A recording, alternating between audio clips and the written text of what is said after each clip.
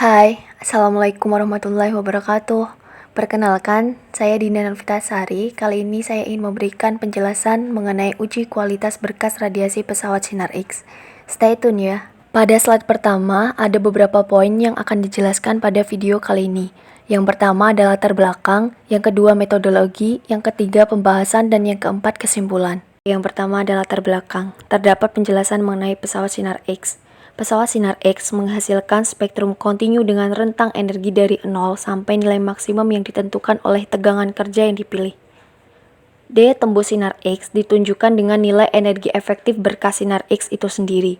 Berkas Sinar X yang memiliki energi tinggi, maka memiliki daya tembus yang lebih tinggi dibandingkan dengan berkas Sinar X berenergi lebih rendah. Kemampuan untuk menembus itulah atau daya tembus berkas Sinar X itulah dikenal dengan istilah kualitas berkas Sinar X. Untuk pesawat radiologi diagnostik, kualitas berkas radiasi dikarakterisasi secara numerik dengan nilai tabel paruh atau half value layer, HVL. Kemudian yang kedua ada HVL berkas Sinar X. HVL dari berkas Sinar X adalah ketebalan bahan yang dibutuhkan untuk mengurangi intensitas Sinar X menjadi setengah dari intensitas semula. Keuntungannya yaitu dapat meningkatkan energi efektif Sinar X. Yang kedua, secara tidak langsung juga dapat meningkatkan kinerja pesawat Sinar X. Apabila energi efektif pada berkas Sinar X itu meningkat karena adanya peningkatan energi akibat penambahan filter, maka daya tembus Sinar X juga akan meningkat. Dan adapun secara teori, perhitungan HVL memenuhi persamaan berikut. I sama dengan I0 eksponen kali min 0,693 N, dengan N sama dengan D per HVL. Jika I sama dengan setengah kali I0, maka N sama dengan 1, dan D sama dengan HVL. Karena I per I0 sama dengan setengah pangkat N. Artinya, jika intensitas awal itu berkurang separuh setelah melewati bahan setebal D, maka setebal D itulah HVL-nya. Variabel I dalam persamaan tersebut adalah intensitas Sinar X setelah melewati bahan dengan ketebalan D, sedangkan I0 adalah intensitas awal. Kemudian lanjut ke poin 2, di mana metodologi terdapat metode, alat dan bahan, serta cara kerjanya. Oke, untuk pertama yaitu metode. Pada kali ini menggunakan metode sederhana yaitu dengan memasang filter tambahan pada berkas radiasi. Pemasangan filter ini akan mengeliminasi energi Sinar X yang rendah dan meningkatkan energi efektifnya. Yang kedua ada alat dan bahan. Alat yang digunakan yaitu ada 1. Alat ukur radiasi untuk energi rendah, yang kedua ada meteran. Sedangkan bahannya yaitu menggunakan HVL kit aluminium 1100 alloy dengan ketebalan bervariasi antara 1 sampai 5 mm. Dan yang ketiga ada cara kerja. Pertama, mempersiapkan alat dan bahan yang akan digunakan. Kemudian memposisikan tabung Sinar X tegak lurus menghadap meja dengan jarak fokus ke alat ukur radiasi yaitu 100 cm. Kemudian mengatur kolimasi dengan ukuran 15 cm x 15 cm. Kondisi penyinaran 80 kVp, mengatur MAS yang sesuai misalnya 5-10 MAS.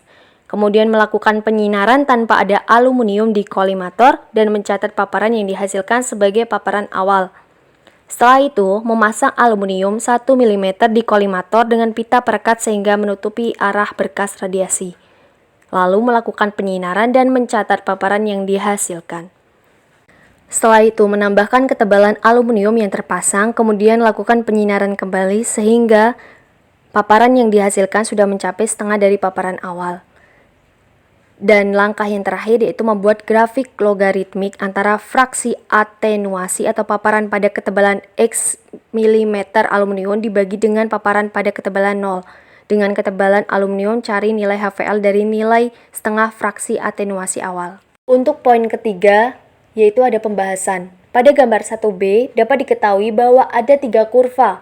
Pertama, kurva tanpa filter. Kemudian, kedua dengan filter 1 mm, dan kurva ketiga dengan filter 3 mm. Selain itu, dengan menggunakan filter, intensitas Sinar X berenergi rendah akan dieliminasi dengan prosentase yang signifikan. Terlihat juga bahwa puncak spektrum telah bergeser pada energi yang lebih tinggi, akibatnya energi efektif lebih besar dibandingkan sebelum dipasang filter. Pada gambar 2 dan tabel 2 disajikan Cara perhitungan HVL berdasarkan pada data hasil pengukuran pesawat Sinar X.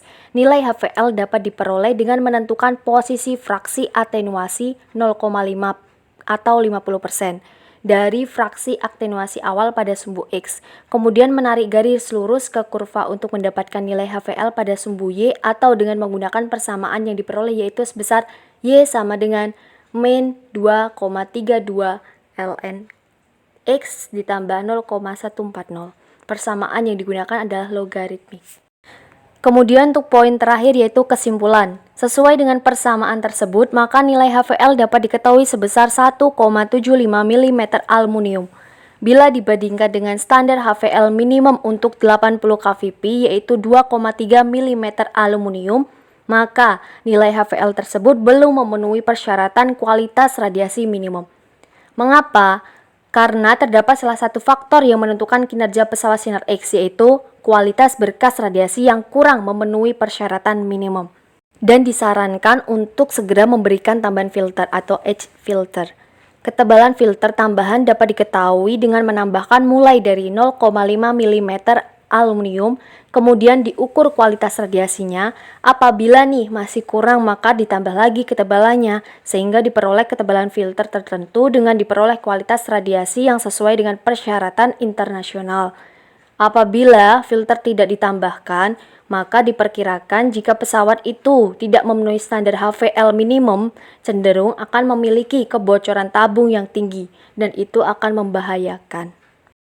Oke, sekian dari saya. Apabila dalam penyampaian terdapat intonasi yang kurang jelas ataupun kesalahan dalam pengucapan, saya pribadi mohon maaf yang sebesar-besarnya dan saya ucapkan terima kasih atas apresiasi dan perhatiannya.